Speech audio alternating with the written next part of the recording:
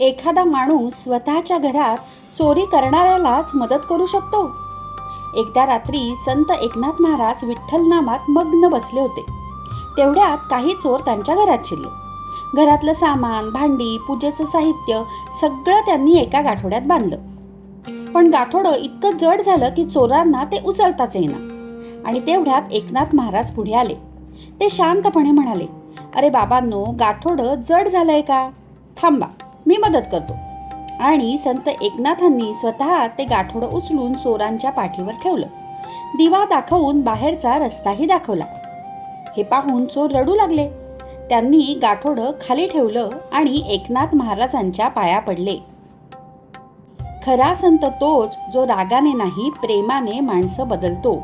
अहंकार नसलेलं मन दुसऱ्याचं आयुष्यही बदलू शकतो.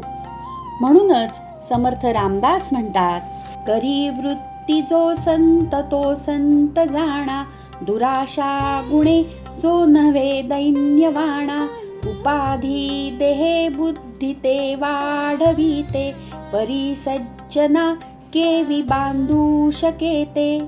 श्रीराम.